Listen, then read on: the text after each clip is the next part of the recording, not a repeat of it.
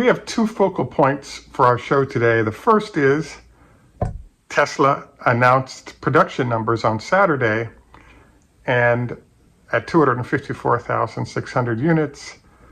That's not what was expected for the quarter, but better than expected given that the Chinese shutdown.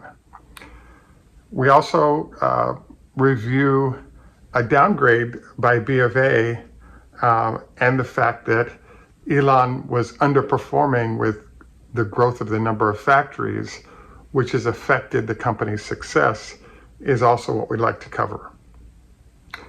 This is Greg for Teslafaninsight. Thanks once again for joining us. If this is your first time, welcome. If you're a repeat visitor, welcome back. We also want to thank our Patreon supporters. If you enjoy the show and would like more information about better investing and trading, please take time to join us.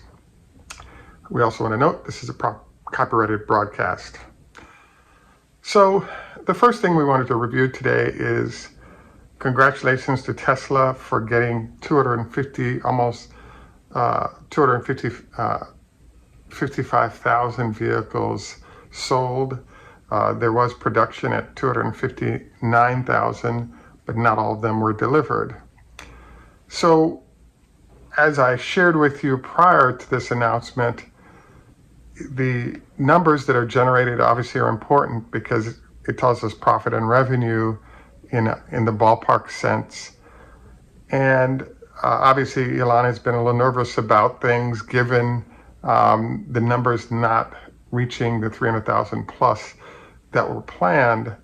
But there's a legitimate reason, namely the COVID shutdown in China not only affected the ability to produce and sell in China, but also affected the supply chain between China and Germany, therefore reducing production count for both locations on multiple fronts. So given the circumstances, one could say, hey, Tesla, you didn't do a great job on the quarter. I kind of disagree with that. And the reason is Tesla is growing revenue and profit quarterly at a time where large numbers of ICE competitors are actually shutting down manufacturing facilities given a lack of access to parts. So I would have to say that this is still a win, number one. And then number two, I also have to say that as we're bringing the two new factories online in terms of production, there's no doubt where we're going in terms of 500,000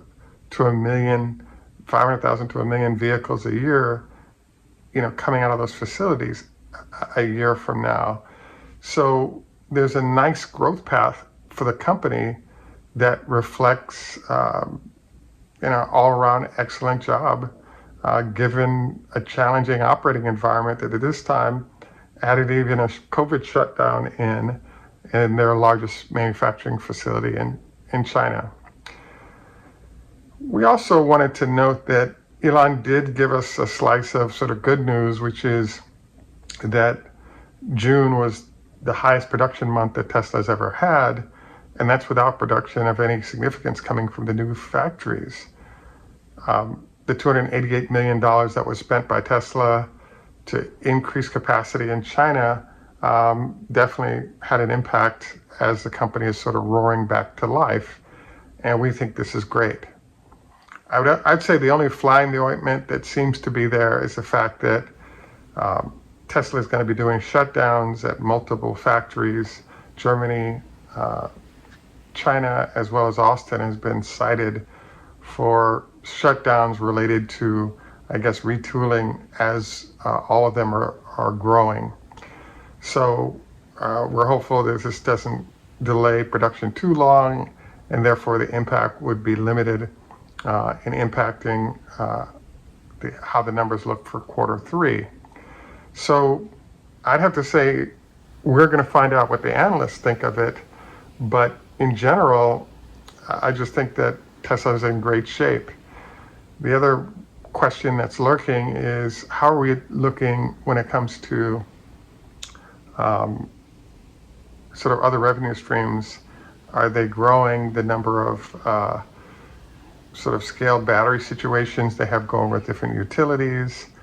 And there's also somewhat of a question mark of we're firing employees, but we're actually growing revenue and sales at the same time. So I guess we look forward to when earnings are announced, what is the update on the layoffs, especially because Tesla has a huge backlog, even at higher prices right now for those vehicles.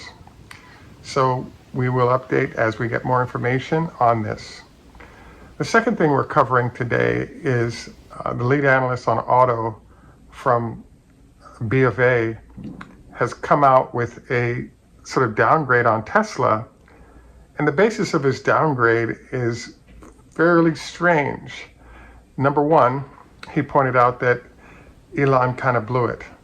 What he was surprised by is that Elon didn't use access to free money, in essence, that was available to sort of build out numerous manufacturing facilities, swamping the market with vehicles, and then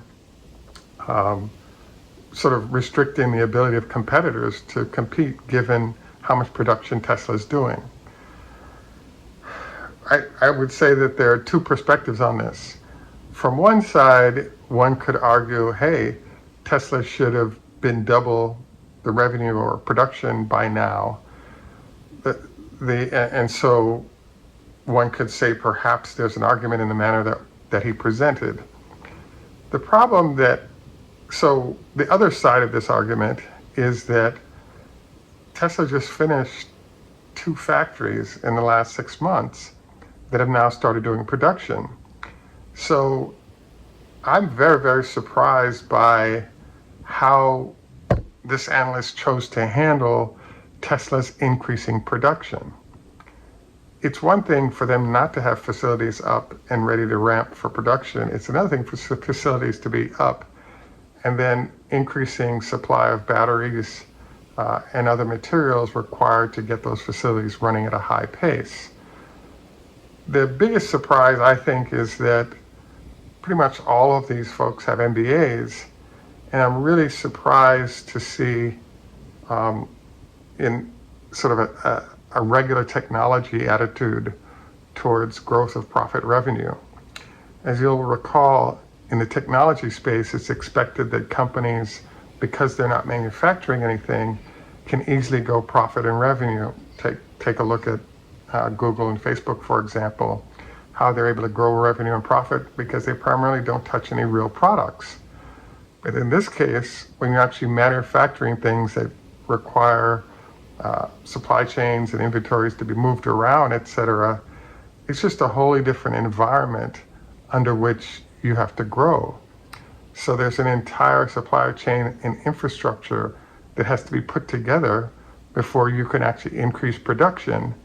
And it's interesting to note that this is one of the reasons why large competitors have been unable to eclipse Tesla, because there's a shortage of battery, there's a shortage of semi, and other components required to build out EV products that are just not available right now at scale to anyone, including Tesla, even though Tesla has the best supply chain in the industry and has more factories and will soon have more manufacturing capacity than any other. So the thesis of the B of A analyst was that because Tesla had stumbled in its increasing production to limit the impact of competitors, within 5 years, Tesla would go from about 70% market share to about 10% as large ICE manufacturers like VW, GM, Ford, et cetera, move in and take large share of market away from Tesla, given that they were not sort of swamped with volume by Tesla early enough. I think this is a fascinating comment because given the fact that none of these folks have legitimate charging infrastructure that's dedicated to their brands, I believe it's possible this could happen, but I just think there's a very, very low likelihood because there are some parameters that they can attack on in terms of vehicle look, et cetera. But there's a reason why Tesla has a huge backlog, and that is that for most of the metrics that are considered important, Tesla's meeting or exceeding them for all those clients, and that's why there's a backlog versus going to other companies that are also having production shortages. So overall, the answer I'm coming up for this whole thing is that Tesla's doing a great job under tough circumstances. Competitors have not found a way to deliver scale, high quality vehicles to compete. And therefore, Tesla still has a lot of runway to go. And additionally, there's a phenomenon where the market size or market penetration for electric vehicles is increasing because of the price of gas. So I think there's way more opportunity than anyone can fill over the next 1 or 2, possibly 4 years. And Tesla, I believe, ends up maintaining its lead because competitors don't have differentiating products that can make life that more difficult for Tesla. At any rate, again, wanted to congratulate Elon and company and Tesla on the good numbers despite difficulties at 255,000 approximately, and the production number of 259,000. We also want to encourage them to stay encouraged and keep delivering as well as you can, and keep making a positive difference for the country in the process and world when it comes to pollution. At any rate, this is Greg for Teslafaninsight. Thanks once again for joining us. Just driven au revoir, French, Lahitro, Hebrew, Hoda, Hafiz, Farsi, Tadaj, Russian, Ni hao ma, Chinese, Konbanwa, Japanese. And in Jamaica, we say, enough respect, walk good. Just a reminder, 25 leg lifts per leg with a 5-pound weight is highly recommended to strengthen your quad muscles, limiting the potential for knee issues.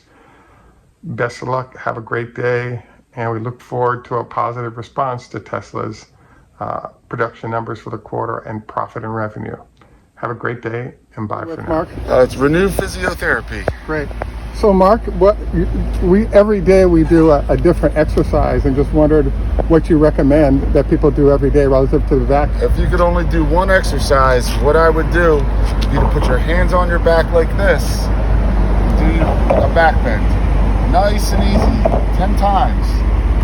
Okay. And that will counteract all of the bending forward that we do throughout the day, whether it's sitting at the computer, sitting in the car, bending forward to get things and pick it up. Mm-hmm. Even when we sleep at night, people tend to curl up and bend forward. Mm-hmm. Doing just this nice, easy stretch 10 times, 4 to 5 times a day, Mm-hmm. will get your back healthy. And your Renew Physiotherapy. Renew Physiotherapy. You also recommend the Cobra, where you're laying on your stretch would be great, where you're laying on the ground and you push on up like this. Mm-hmm. And that'll help stretch out your spine. Great. Yeah. Thank you very much, Mark.